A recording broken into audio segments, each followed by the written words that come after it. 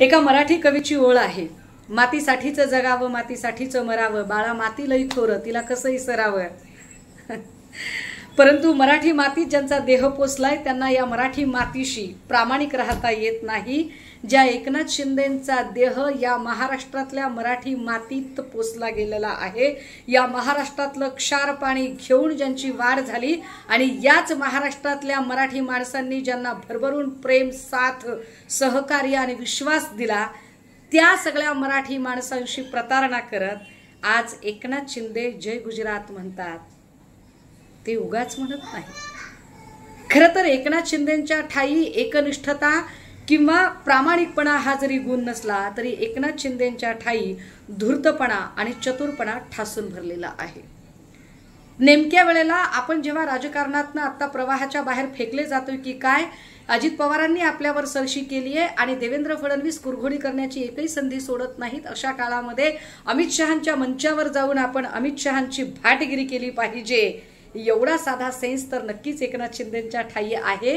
कारण उद्या जेव्हा सगळा महाराष्ट्र आणि अवघा मराठी माणूस महाराष्ट्र आणि मराठीच्या अस्मितेसाठी मुंबईमध्ये एकवटत आहे, अगदी त्याच वेळेला अमराठी मतांची बेगमी करण्याचा प्रयत्न भाजपाकडून होणं फार स्वाभाविक आहे.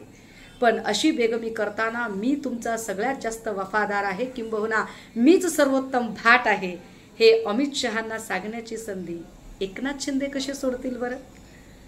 कदाचित त्यातूनच आज त्यांच्या तोंडून जय गुजरात निघालं.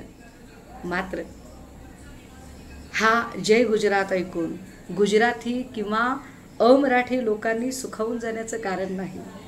तमाम अमराठी भावांच्या हे लक्षात यावं की जे एकनाथ शिंदे ज्या मराठी मातीत त्यांची नाळ पुरलेली आहे त्या मराठीशी द्रोह करू शकतात, इथल्या मराठी माणसाशी, अस्मितेशी आणि मराठी प्रदेशाशी द्रोह करून फक्त भाटगिरी करण्यासाठी जे जय गुजरात म्हणू शकतात, ते उद्या गुजरात्यांशी तरी काय प्रामाणिक राहतील.